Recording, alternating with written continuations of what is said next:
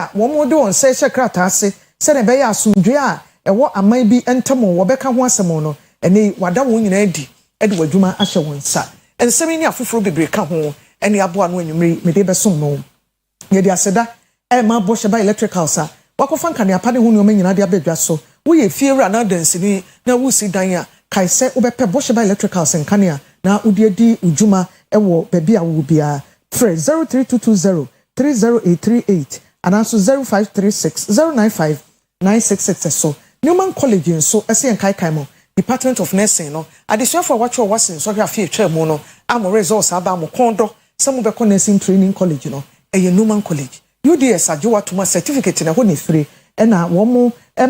mo qualified and experienced teachers and a chirade ewo ho we about time na person oba ne kobia for 0574 661 117 and 0267 330 492 Medin ede akwese do a yemfa brani yemfa kase ni nchemu ento amoso yetwa yefi ensam no ase a NPP presidential aspirants inipa enum ya wo makogina se party no delegates ento abanfama wo no wonyina de won sa hyekrata memorandum of understanding MOU bi ase ya wo behwese 2026 NPP presidential primaries obeye no bibia bekoso asundwe mu dwuma nyina ekoso se yekasai ewo Alisa Hotel ya ewo nkran botaya mpanyimfo de sa na mu yi abane ne se obema nkabo mu atena party ni mu na wo mu amanyosem no obema na ya kono edi ama party echitafo eni omanfo wabonti nyina na obroni se democratic values ne wonim ewo kabima minka bia memu ho ye bema no ayefe no 31st January na chi no ni nyina ebekoso atena ho Bernard Kedazie yensem training ya wode nsem nto aso emaye. Hello Ben. Hello Isekuya. Majwe. Yana Isekuya. Alisa Hotel te sen nwumre. Oba mafa kwan so na machia Oyerepa ahwefo ina nwumre na oba te sen ya woka no. Ende na MPP presidential aspirant nipa 5 ni na omuhyimu Alisa Hotel omode di omonsa tintim krata bi so na be ya asomdwe a MPP ewo no ombekoso abosa asomdwe no ho ban na obepie mu ha former president Akufo-Addo former deputy speaker of parliament Joe Wise on oye presidential electoral committee also by Oshe MPP mpanifo ne MP nkane ministers ni na omu ina by Osechi Mensa Bonsu na Makelo Kwe former speaker of parliament omu ina de omu nyam ni party officials ni na ni executive na omu de omu nyam ebaye na eye ehu keke ebo memesi na yi ni se ekaba ne se edu ba bia o se Canada Japan ede ne sasan peace park no bile kakra bae ni na se na omususu se nyoma bi wo ha wo document mu a Canada Japan ba kire se na omani nyi ho na nyanyenye ne wonte Africa Canada Japan na so ye ni se ne ba ni na ne se omu ina ni candidate funisha electoral commission ka ho omu gi tumi se a portion bi wo ha omu ina gi tumi se bokọ me fa ne se yeto aba no wada validate na obiara mfa bibi enkohye kukum enkan obiara mfa mpie na obiara wanfa mpie no electoral commission ye ho adwuma omu ina gi tum omu de omu ina ensa hia se ade no be ya adwuma na no so owura kana ye Japan ohwe document ni mu no na sa ade na etisa no ye yefim inti imama or draw attention ewo election committee chairman Joe Wise say omahwe ade etisa nti Joe Wise so eba ne chen ema one ne baka ya ma asomdwe ba na chi nu Canada Japan otumi sai na mum omampanyi Akufo-Addo nkane omampanyi asmall kan say MPP no esochin party bia MPP no sochin nipa bia owo party no mu nti obia ya na adwe say obesum party sana party no bayi osan so kan say efie wo ho na efie ni na samu ina motiti mu a efie no enyina efie no bo nti omu ina ya ba ko omonfa etina kaminanto wodi mpo eye mfanto ho say oni omampanyi Kufo ekoye wo mmiri atwam nanso Kufo ewini no wanyina ma obedi nachi nti obia ensom sana be ya party no ba fantempe ba ndi se kwa na wo ba dia na eye yinjesam bebre na wande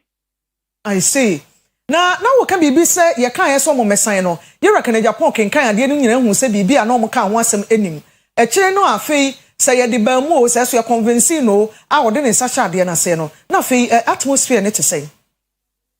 Isekuya sa o sha ebra Japan oba na nkasa wo hwa na nanim enye fedada wo hwe aspirant no mo ba ya na wo de hwe Japan a oba no na nanim ye fedada nti ebra obetena wana omo de document no betu nanim no sise kwa metumi aka se ebia sida maybe omoko elections a ewie no Japan na nyema bi wo mu a onyi ntum na enso omo ne kan ya ma ni gitum mo osanye nti enda no ye na adwen se obekom na we ready wa hwe bibia ni omo kan na awoso omo de ye adwuma no omo de ye adwuma ansa nti ohwem no na sa ade na kire se election no omo to aba na ye so bibia nka se kukum owo so obi ade pie na ye kan no na bibi sa na omo ina gitum candidate na gitum se sa ade no be ko no enim no na je se ha no nti yima odre nti ha media phone na akwa na ye wo sa den na ekọ papa no person ba san na sisi amike krampo no ewo inframem se Japan ansan ne dia na mso metumi esiso aka se osan ye na mom odre kakra ni na sade na ne ye film no nti draw attention to electoral committee competition man your wife small by nti ono by on obakwa anya no nko oni election secretary no so by Yamwa owura William Yamwa mu ina na mpa no mba explanation no nti omo di apologize ema no so omo ye sorry say bibi eti sa no ye film nti ojitum no san na so bi mistake ya nti se dia enhemu na kwawie ya na sisi amike de enhemu na kwawie yi nti omo wie no omo ye omo adwen se omo ankasa NPP na ankasa ba omo internal meeting nti all the essential for you na omo obia apue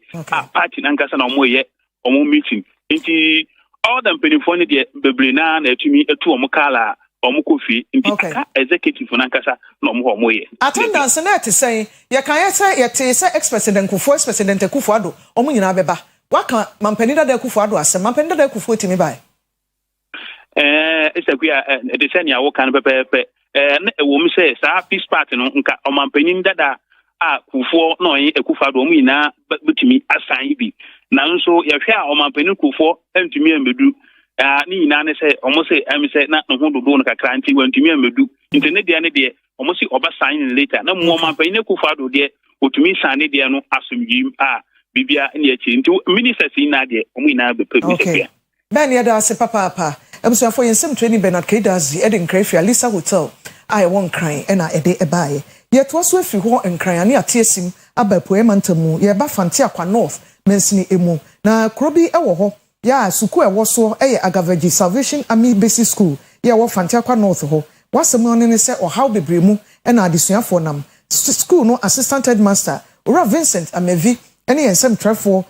George Bota edi nkomo ma wode nsem bia todwa se na se yenso ni fiase a etoto no ato ama apa wo mu school dan ne so amene wo kwa enema nkoyi staff common room woni bi ene nkonwempo amofra betena so no eno so akwakoye ohaw ede ama wo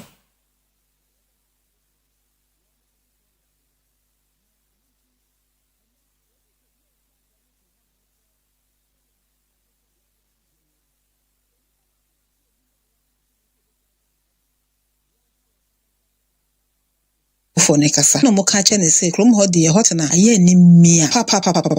e krom do afu na ma bebre wo ho a ha wo mo a na so mo mfudie kura koye communication anase network enso ni ehutama communication ya ja person ye call kura che se e hu do be ye ho kura etu krom ho de hot na ye ja kasa mo do mo nsem nyina ato aban no mo sese ene manim ye aban emra mo se do mo hwehwe yi o mo san ka de abato kura de o mo nyo mo mfirim enya de se we baba the ballot paper na se ballot box be si o se krom of onto abada esan se mo so mo nka o man Ghana mo nka ho de a enne mo bi amfa hwe esi ho o mbeto abade a agise ni mo bo so krom ho de ehue mo nyina no ban ne ne mpanifo abaye nansen ya akola baako enan ebu wo school ho akola baako nan ebu wo school mu ho ekoye awofo ni ka e wo school a wa class o ba school abepe ni dachi enso hwe ni akowie no ya ka efi MP Arafat meso ya bona Arafat andani neni amehwe se omudi dani bia besi ho obi asase a odi ba besi dan ya pa ni chew amodi amaye o ma besi dan 9 years nie omo ma hu bio dan na kan wura mu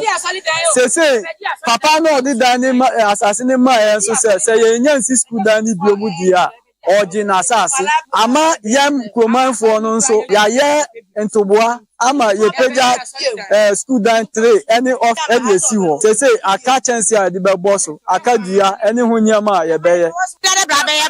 na de tene yɛbrɛ sɛ hwɛ bɛbɛ yɛma kɔ school yɛma no wɔ sɔre so a wɔtete paa mufa bɛkɔ efuma aba asa wa ba didi di asa wa kɔ school ade tene aba ha ma yɛ efi wa ɛkɔ yɛ ma obi foforo mu na yɛ sɔre a yɛtete ade tita afi yɛ vote fa ma obio ya challenges ya nya wa ha ne se ye ni network ye school so ya nkwala no boko na nya papa ya bibia anya papa wa nso ye to aba asa ya dia ya nka Ghana ne ho nso kura ba ya kɔ bagro kon sansa na ya kɔ bu nso wo ho brankwa na ya bra wa asa ya dia nka Ghana ho nti se ya se ya vote kura biom ya de box baba kromo akra ya vote biom ya ne wa mu ni voting bia bia se ya nka sa ya yire ya ho ya niama so mu ba boa ya dia nya bibia ya vote biom nkonya no nso na mo de aba no ya serious wa ya se ma wom e wo ho omo so mo ba be fa akọ nso ya se mfa ma wom nkwala no mo kɔ school wo asɔre dan mu nti omo be yusu ne sa wo ho ya school no nso no aka enwure mu ho Yesan akoyechi ebiewu na yede etu dwan kane no se MPP presidential aspirants womu memorandum of understanding na yede wode won sakwehwe krata ase no ekoso Walisa hotel emu amane ebo no Bernard Kedazi de aba nanso odi kan twamfoni bi yenkohwe bimra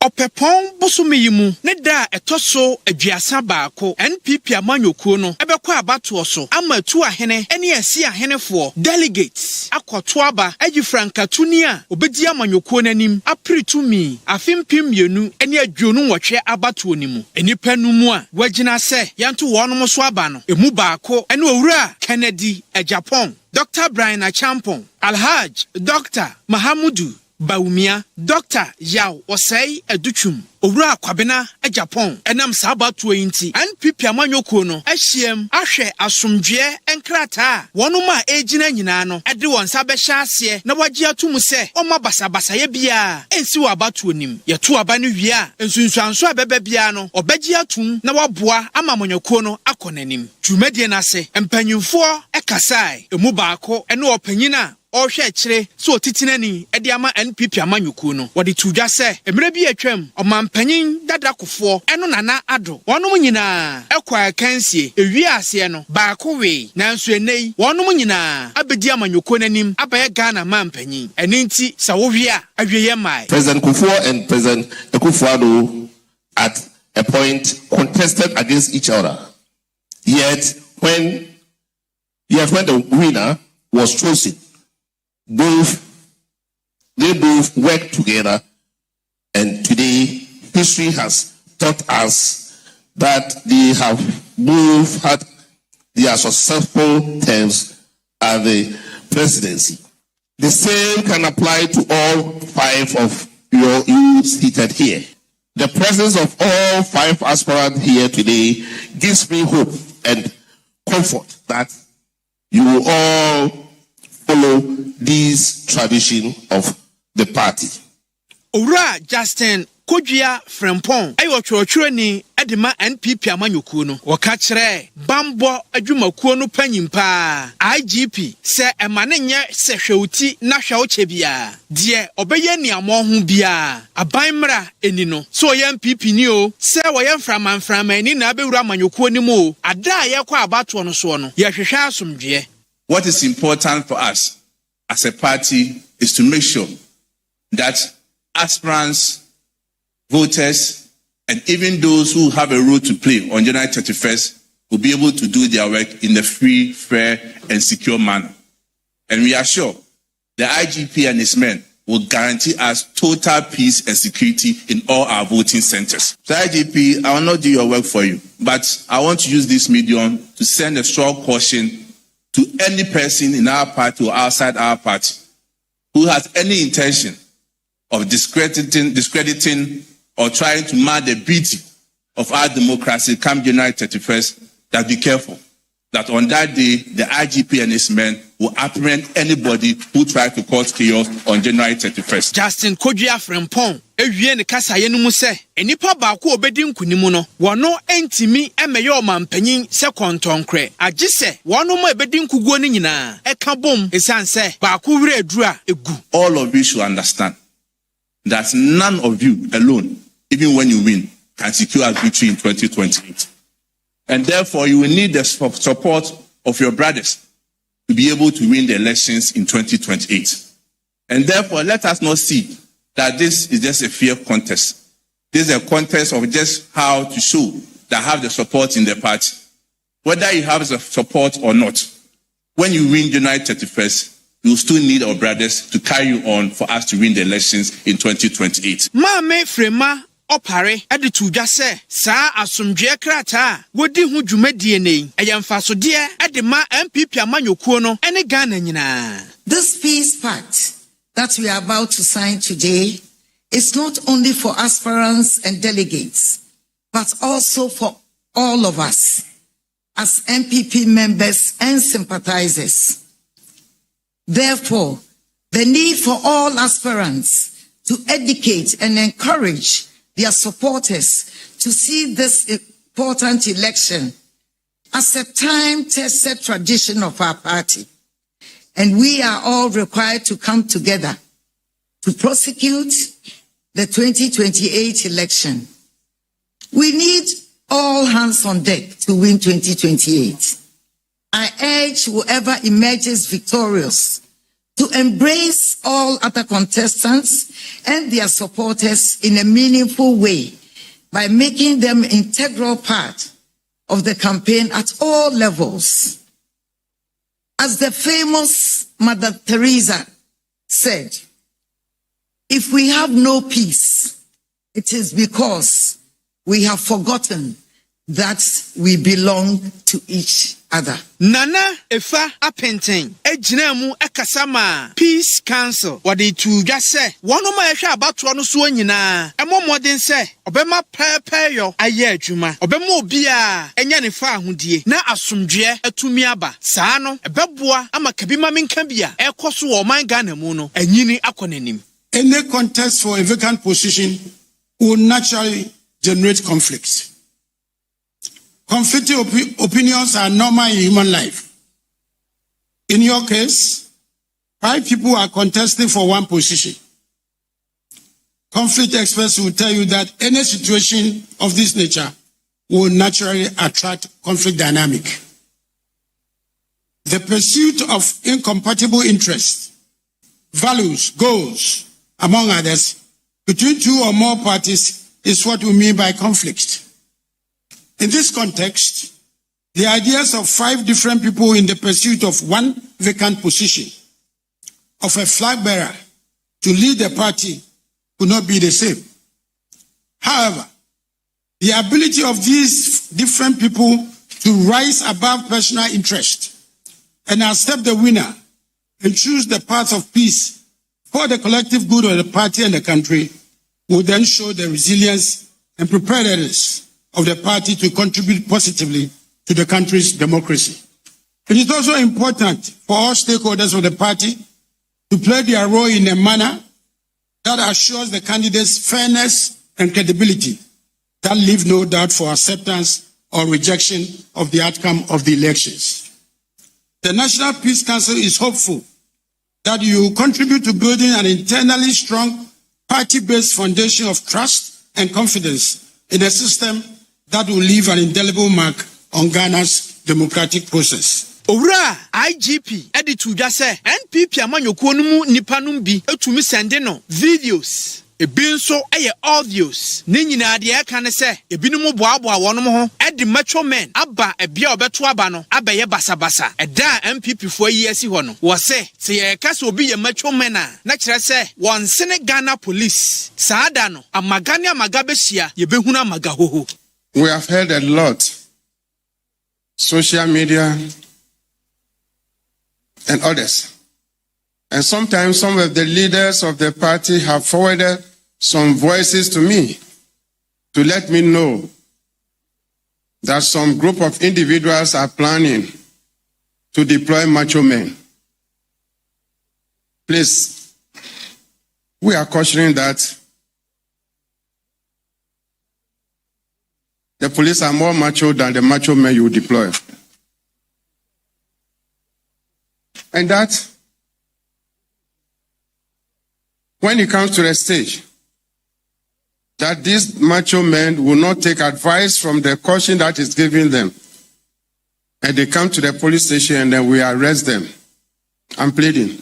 Nobody should call me. Professor Mike Kwe, what did you just say? About one Ebaswano, and Yadia, Ubia, Abekwa Kukuem, and Atwabano. About one, Edabeja Srede, Ubia Nichumbi, and Ninti, Kululubianim, Amanyokuano, and Yawanum Hujidi. I am mindful that unfair practices, partiality, and baseless preferences have sometimes happened in our party, which have destroyed or shaken our unity. And this is the very reason why last time round, when we were going to Congress, the Presidential Election Committee established. The police are present here, and we are glad they are. Just to underscore the point that we are not doing a secret election in any corner. It is open, transparent,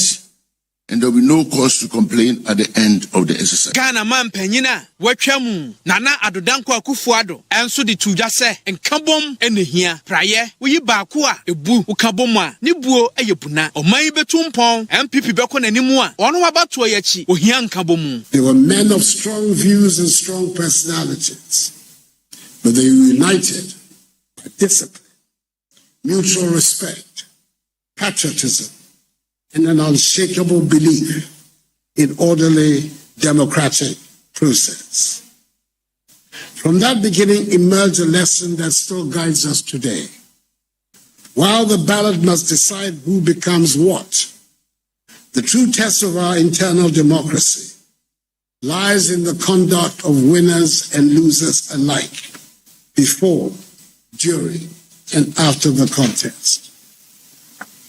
That lesson was reaffirmed in 1992 after the first presidential primaries of the New Patriotic Party. Once the party chose Professor Albert Eduboahene as our flag bearer, all the other aspirants, including Dr. Kofi Jane Selby, Mr. John Ajekum Kufuor, and Dr. Kwame Safo-Edu, closed ranks and supported him. I was campaign manager of the flag bearer at the time, and I saw firsthand what unity meant, how discipline, sacrifice, and collective purpose strengthened the party, even under the most difficult conditions of the time. That spirit must guide us still.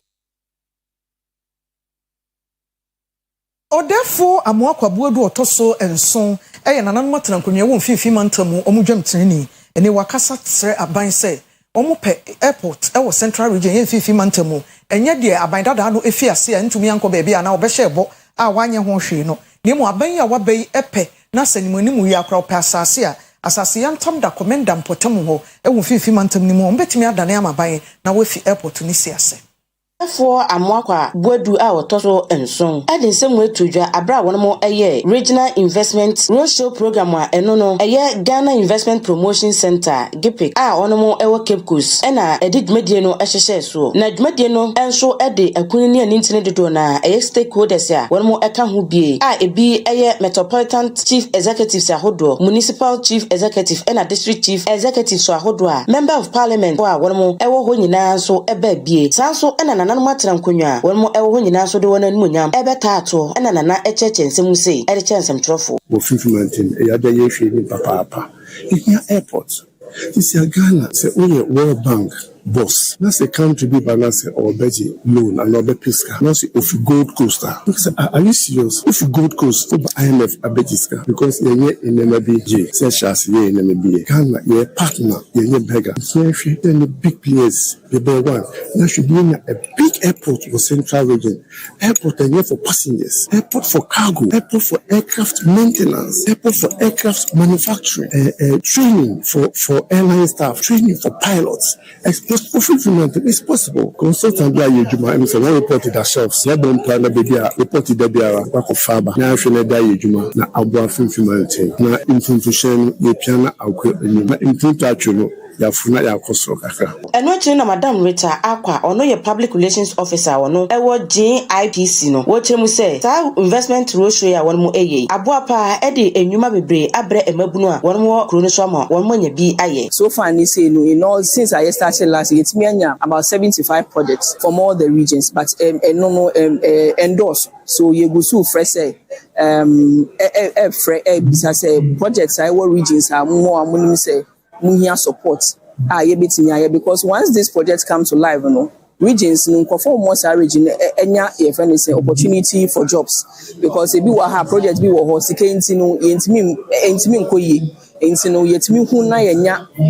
right support and the right investor, this project comes back to life and in now government projects are more champion with the 24-hour economy, the big push agenda and all that because government said they are chef. Drum training Yera Johnson said Dunketia and they were the two party chita for one more epi de bre or bay more moenya and him so on come and to him na 24-hour economy if you see a duma be brebu ama mampeni ema would be aye. NDC one more national chairman meche chairman Esie Dunketia woko ewo Brekum East abato empesua so ano de afutuo ema party manyina se emfa ho se wanya appointment anase wanya appointment woni munyina nka mum se ne be ya NDC abanya Ghana mampeni His Excellency John Dramani Mahama edeni mu no won betumi asomoman no no asomoman ni yi se ne be ya resetting agenda mampeni no akwa na de so de hunu so ye e de ama oman no ebetumi abamu ama oman no atumi agina yi no oman jina ya ene betumi aboa ama wo mo ankasa NDC no mo asa to aso wo ebere foforo ebeto aba no na atumi aboa ma obi bia so a sabre ya kasa no wanya appointment bia no edu ho no ma wanya appointment say yi no de etu dwa se monya abotre mayen na mo amonya nya bibi no se wo akonya na akwa prayer wanya DC na prayer wanya school feeding na prayer wanya ebeye in your interest say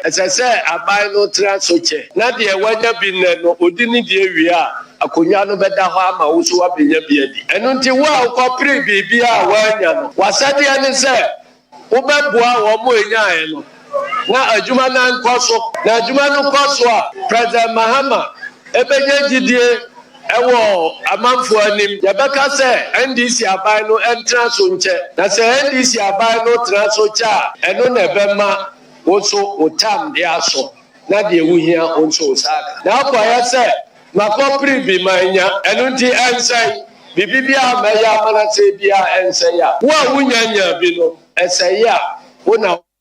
yeko oboase Anglo Gold Ashanti ene otumfo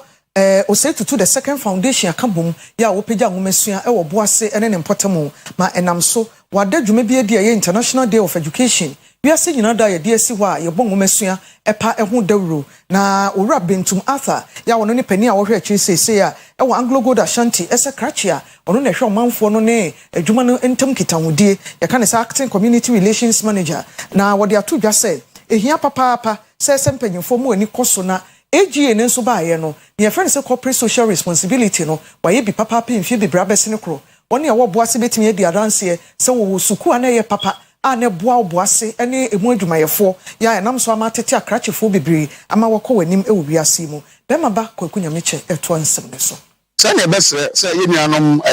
corporate Ghana nyina be ka bom na ya support education e man mu say education na man mu no etumpo a de boni fe no human capital development no so konanim na beboa ama ye dachi a ye hwe say Ghana betumpo no etumpo say besre yenuanom say yenyina yanka mom na saa adoye ya Anglo Gold Ashanti ihe omfanya adesua no mo so emwa yenyina ye hwe kwaya beba so ama akonanim oboase mpotemu ha using the BEC results as a baseline. And for them, start to say the whole improvement in the pass rate, ABC pass rate, be an presidential award, and I can normally no, or was municipality no, and the student free multi-units award. When you know, say, but my dear, that should be an young before you want mine, you know, my friend membership, and I'm just saying the air. Yes, it's Sankofa, Yanchi. So we see now Kofa, Yanchi, Utu say to out of me, and so at the I say, Nanamina, I said, in the end, so Emma, you never know me now, I am must. You are saying my Wasanti, someone here. Wasanti, someone whom to me here, Abra, Asanteka Sano, won't mean na one tiasi. And yet, baby, one, I asked Anticasa, never mean comedian po a casa. Then what we Casada will be there, and then put Nanka a papa. It's just what we didn't call Uncle Mo, it within pennies on come, and when the Maya Casa hot here, and the money here, and the money here. And this is maybe by na your Casano, and when here, now me know a ma baby at Yakamo, and maybe me Jina Sebia will Casanese, the Bia Casan will be Konokofa.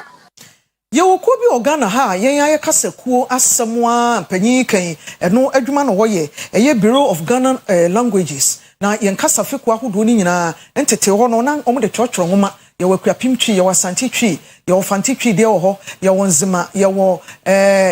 dagbani ye wo ga ye chesen kasa ne bebre nenso ne e kamia ye se ye kasa nkasa eye de ye wo ye tumu no ye jai kana kwasibro ni de e na ne kan ye yende obi ya wo no Ghana ha ya woni kumase ya woni nkran wonte nkran kasa wonte asante kasa na atwi kasa bia ne de ane brofo na ne Bureau of Ghana Languages ahye sempanyimfo ensan sesem biem na yentiti nipa yema ye ni nkoso se kasa ne yebesan yakofa na aya ye ho bibia asua se de yebema akyerkyerefo adosuko ewo kasa no mu yie na omatimi de akyere mofra eba na ama ye kasa hodo ni nyina anyera ni titru omanfo a ewo ahanta empotamo wato emantemo no ena etu sa na moyi se wo mo emi ani ebekoso na ahanta kasa no wode aye ani adwuma na namso ama etumi atena ho ache. The completion of the orthography is the first step. We are now going to have what we call the blueprint and proceed from there to develop the textbooks. So that is the first step, and that is the major one, because we are going to use that to develop reading materials for the kids. So for us as the Bureau, we are in charge of that. We've discussed everything with the Honorable MP. We'll proceed to do what I've just said to you. We are going to develop reading materials. And we are in touch with, of course, the GES, WAEC, NACA, so that at the end it will be examinable. So it's not only that it will be studied, it has to be examinable. And that is what we are going to do. There has to be deliberate effort from all the major stakeholders. And I know some of the groups are doing that. They are sponsoring people to go and read the languages. Some are doing it. So for us as the Bureau, we respectfully would urge all Ghanaians, the major players, the stakeholders, to make a deliberate effort. You see, all of us are involved because we want to preserve our languages. Before we even launched the language or I came to see the Bureau. I launched the Ahanta Renaissance Project, the language, and it was a big program in Ahanta West. That is when we recruited some. Yet one some so a special report to mo eneno. Asma ye bisane say ne mobile money mumu abeka ekwan ya fa so edidwa e wo man Ghana mu. Se fra ma no ne na eba, se fri ye hai na ekọ, ba bia no ne ba bia wugina no phone no sika wo so nkwa de utimi didi edwa eto bibi. Enye nipa nyina so no mo ani gimu mo ne ho. Ebi mo asema ya wo kan say ubeyi mo amamia wa akone koyi ne betua meka me pese me hu sika na nkasa eye fiscal cash no ye nante montin so bi so manfo titiri adwadifo ese obi di mo beto ade a ye ana mo pe mo mpenso a mo adwen a mo wo kire wo ho ne sen Oni abeka ekwan ansese ye fa so edi dwuma e wo man mu. Ene adwadifo edi nkomo na ebisa won se obi aba won chen se wo to ade. Na emo won kura sika obetimi eyi ama wo me wo mo phone so na transfer ma wo ma. Omo beji ana. Me pa cho me ya ta mo hwesa aba na e mai. Nti no anso to odi misika ma. E ton ade nti o to ana odi misika ma. Enti o kura sika ka sha mo ni ko. Da be mende. Meje me pesca oso niska sha no ho de meje. Me pesca pa ska kura wale mba mi ansa kura ma ni abre. Acho menye. Me ko fia enkura wo fia me ko yiska ma wo mu nti so oba na mo ba money a. E bia me wie no mo ba money fo apon me pontem. To send ma me a menye.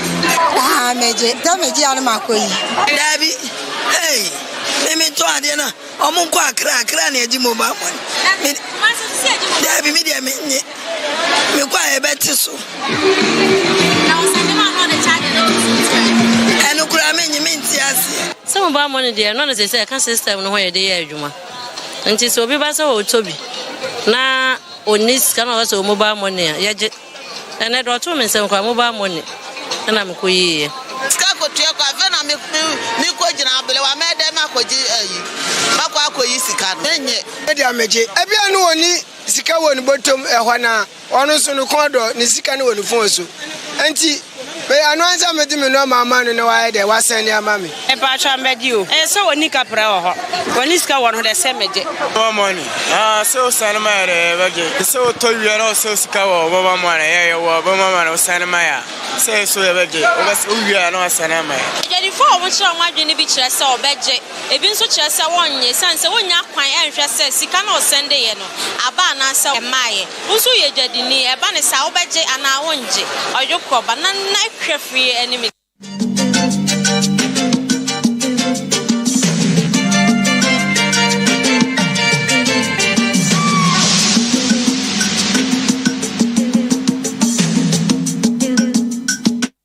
Abusiafo ye mamo akwaba yemfa adwade ni sikasemu nkomo kakra emfa ento amoso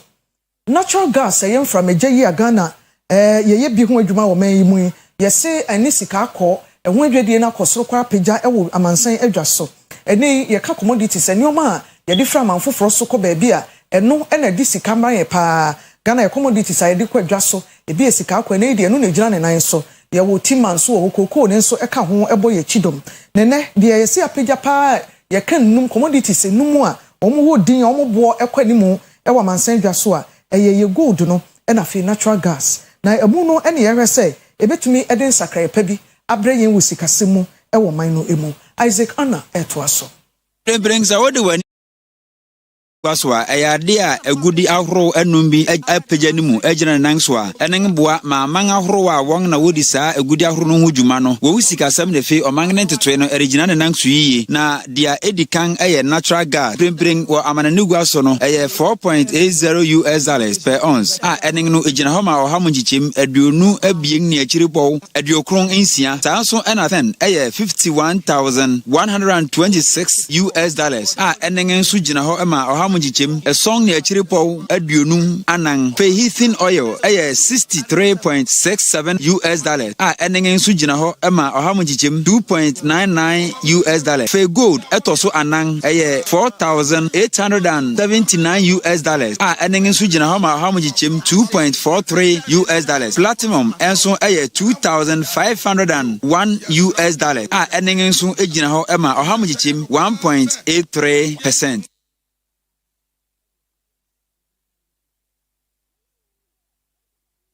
Yebe jina sikasemu ene ehun adwade nkomoso na yede kase yakwa homegim ye twa ye ho age aboafo nkrato ye ba ye de agudi ensem ebeto aso